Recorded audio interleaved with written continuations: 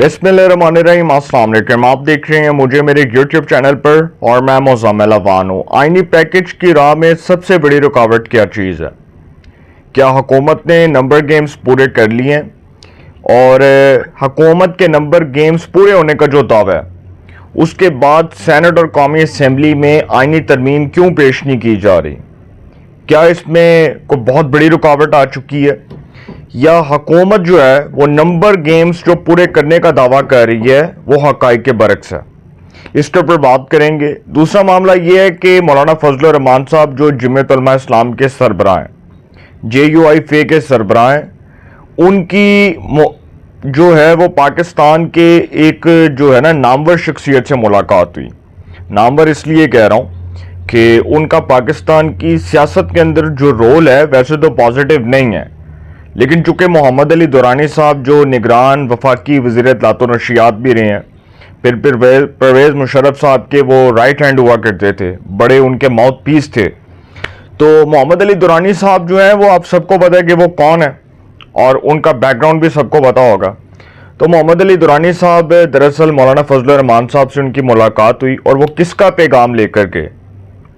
क्या वो हुकूमती साइड का पैगाम लेकर गए या अपोजिशन साइड का पैगाम लेकर गए? आजकल तो वैसे वो हुकूमत के खिलाफ बोल रहे हैं, लेकिन उनका पर्पस क्या था, उनका मकसद क्या था?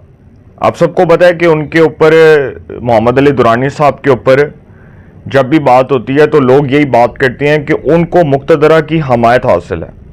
और याद है आपको कि जब मौलाना फजलुर रहमान साहब ने 2019 में एक आज़ादी मार्च किया था इमरान खान की हुकूमत के खिलाफ, उस वक्त भी मोहम्मद अली दुरानी साहब बड़े मुतहर्रिक दिखाई दिए थे। वो इदारों की तरफ से मौलाना से मुज़ाकरात के लिए मौलाना को कायल कर रहे थे कि आप बैठें, आएँ, बैठ कर मामलात को हल करते हैं।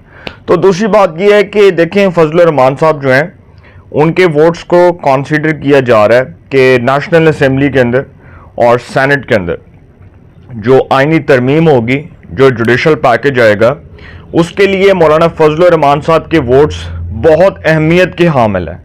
कौमी असम्बली में मौलाना फजलुर रहमान साहब के 7 वोट हैं और सेनेट के अंदर मौलाना फजलुर रहमान साहब के 6 वोट हैं, 5 वोट हैं।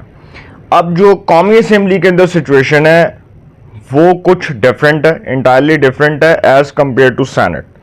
सेनेट ऑफ पाकिस्तान में हुकूमती इत्तेहाद जो है उसके पास 58 से 59 का फिगर है और उनको जो वोट्स दरकार हैं वो 5 से 6 वोट दरकार हैं। अब हुकूमत के लिए बहुत बड़ा प्रॉब्लम ये है, जो मैं आपसे बात करने जा रहा हूँ, कि उन्होंने अपने वोट्स को पूरा करना है।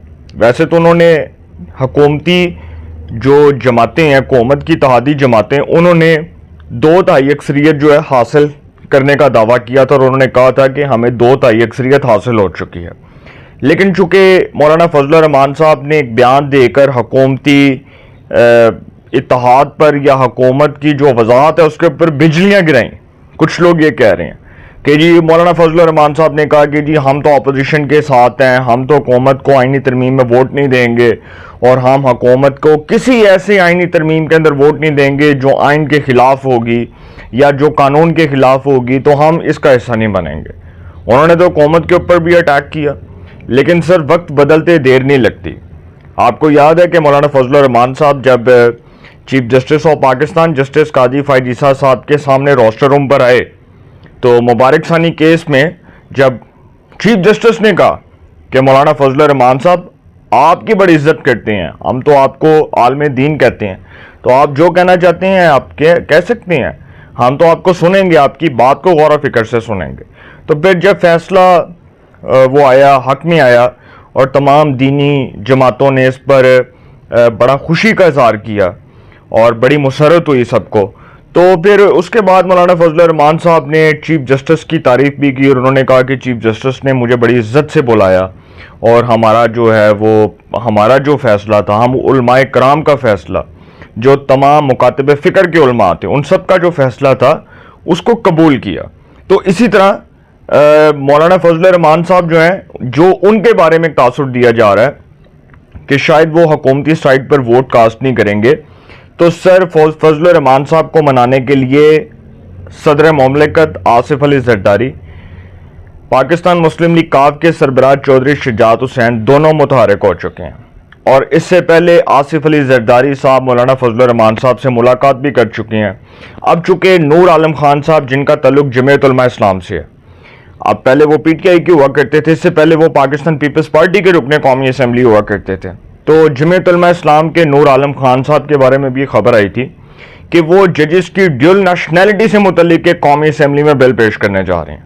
اور جو ججز کی ڈیول نیشنلٹی ہے وہ یہ ہے کہ دوہری شہریت رکھنے والا کوئی بھی شخص ہو، وہ پاکستان کا کوئی بھی شخص ہوگا، وہ کسی بھی بڑے عہدے پر اپوائنٹ ہوگا تو اس کو فارغ کر دیا جائے، اگر وہ جج ہے، وہ سیاستدان ہے، کوئی بھی ہے. اب ڈیول نیشنلٹی والا جو بل تھا وہ بھی تو نور عالم خان صاحب لا رہے تھے، اور نور عالم خان کا تعلق جمعیت علماء اسلام سے ہے.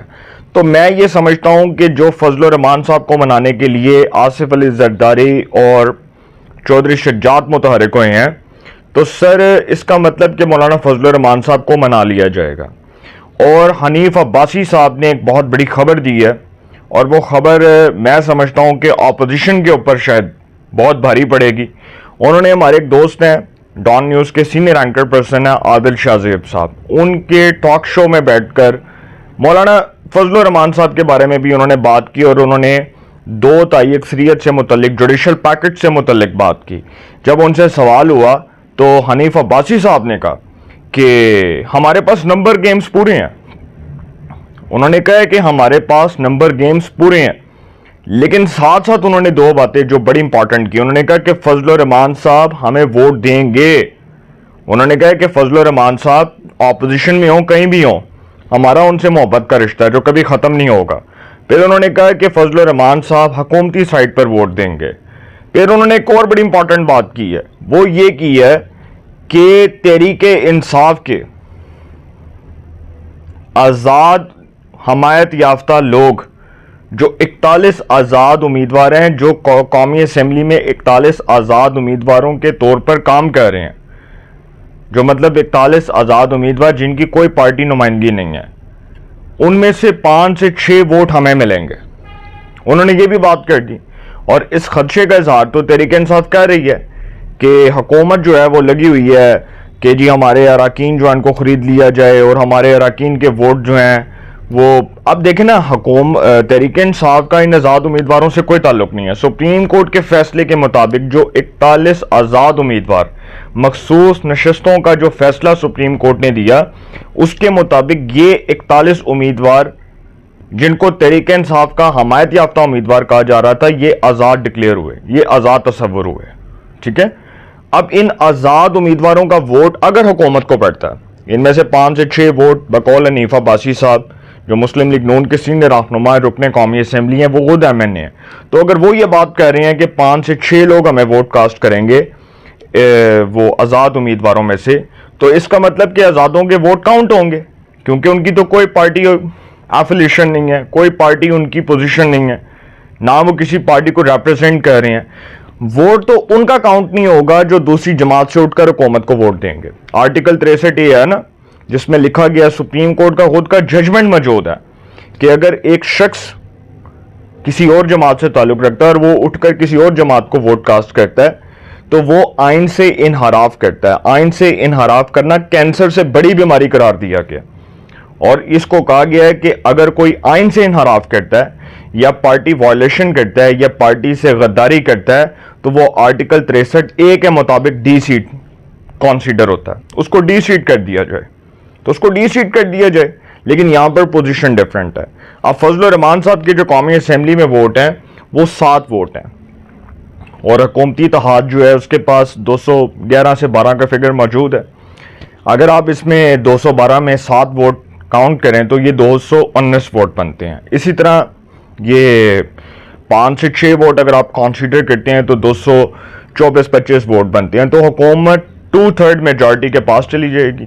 ویسے تو یہ خبر آئی تھی 2 دن پہلے کہ حکومت نے 2 تائی اکثریت حاصل کر لی ہے، لیکن چونکہ اس وقت جو قومی اسمبلی کا اجلاس ہو رہا تھا اس وقت یہ بھی بتایا گیا کہ قورم کی نشاندہی کی گئی. پھر دوسرا جو تحریک انصاف کی گرفتاریاں ہو رہی تھی اس حوالے سے ڈیبیٹ ہو رہی تھی. لیکن جب میری حکومتی ذرائع سے بات ہوئی، ایک اہم جو رکن قومی اسمبلی ہیں ان سے بات ہوئی، ان کا تعلق لاہور سے نہیں ہے، ان کا تعلق کسی اور شہر سے ہے. تو میری ان سے بات ہو رہی تھی تو وہ مجھے بتا رہے تھے کہ حکومت نے تیاریاں تو مکمل کر لی ہیں، آئینی ترمیم ٹیبل پر موجود ہے، اور آئینی ترمیم ٹیبل پر اس لیے رکھی ہوئی ہے کہ جیسے ہی اعلان ہوگا آئینی ترمیم پیش کر دی جائے گی، سینٹ آف پاکستان میں بھی آ جائے گی اور قومی اسمبلی میں بھی آ جائے گی۔ جب یہ دونوں ایوانوں سے یہ ترمیم جو ہے یہ ووٹنگ کے ذریعے منظور ہو جائے گی تو پھر یہ صدر مملکت کے پاس جائے گا بل، پھر صدر اس کے اوپر سائن کریں گے اور یہ بل بن جائے گا، پھر مدت ملازمت میں 3 سال کی توسیع ہو جائے گی۔ بقول چیف جسٹس پائن اگر تسی ایک فرد واسطے کر رہے ہو تو پھر میں ایکسٹینشن کوئی نہیں لینی، پھر میں اپنے ٹینیور کو ایکسٹینڈ نہ سمجھوں۔ اگر سب کے لیے کرنا ہے تو سو بسم اللہ، رب دیاں رکھاں 1000 دفعہ کریں سر، لیکن چیف جسٹس کہہ چکے ہیں کہ فرد واحد کے لیے کر رہے ہو تو بھائی مجھے قبول نہیں، ہاں اگر سب کے لیے کر رہے ہو تو 100 بسم اللہ، 1000 وری کرو۔ تو ہونا یہی ہے، ہونا یہی ہے، آئینی ترمیم آنی ہے۔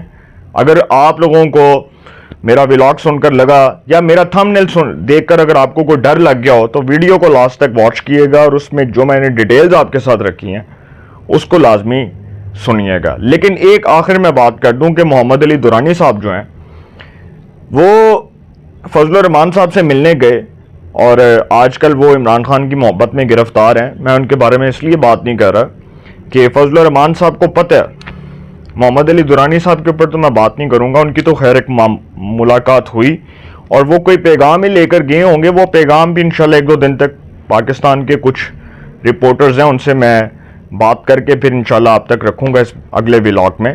لیکن فضل الرحمان صاحب کو یہ چیز کا ڈر لاحق ہے کہ اگر وہ عمران خان کے ساتھ مستقبل میں سیاست کرتے ہیں تو ان کی سیاست کھوٹے لائن لگ جائے گی، ختم ہو جائے گی۔